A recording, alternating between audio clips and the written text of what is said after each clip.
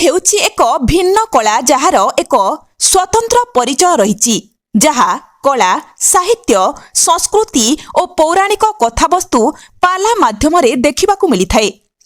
ବରଗଡ଼ ଜିଲ୍ଲା ପଦ୍ମପୁର ଉପଖଣ୍ଡ ପାଇକମାଲ ଅନ୍ତର୍ଗତ ଟେମରି ଗ୍ରାମର ସୁଶ୍ରୀ ରଶ୍ମି ସାହୁ ବିଭିନ୍ନ ଗ୍ରାମରେ ପାଲା ପରିବେଷଣ କରି ସ୍ୱତନ୍ତ୍ର ପରିଚୟ ସୃଷ୍ଟି କରିଛନ୍ତି।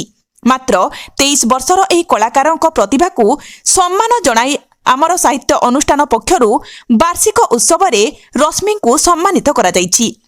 ସିଧାସଳଖ ଆମର ପ୍ରତିନିଧି ଗାୟିକା ରଶ୍ମି ସାହୁଙ୍କ ସହ ଆଲୋଚନା କରିଛନ୍ତି। ଆସନ୍ତୁ ଦେଖିବା ଏହି ସ୍ୱତନ୍ତ୍ର ରିପୋର୍ଟରେ।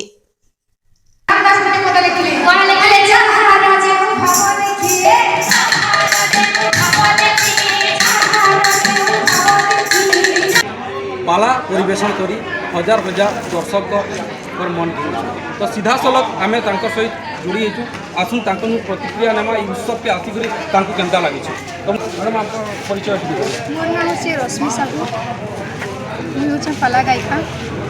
आपन केबे एंदा साहित्य उत्सव रे कला परिवेशन करथिले? आगो स्कूल मान के जाउथलु बाकी एंदा उत्सव रे नै डका होते एडा फर्स्ट टाइम है इनके तो देखने एडा गुडी जेहेतु शिक्षानुष्ठान है तो इनो लेक्चर प्रोफेसर अनेक प्रकार व्यक्ति कवि कलाकार अछन तांकर आगले आपन कला परिवेशन करले आपन केमता लागला? केबे तो पहला डर लागला आउ जेन हिसाबे उत्साहित करले भल लागला।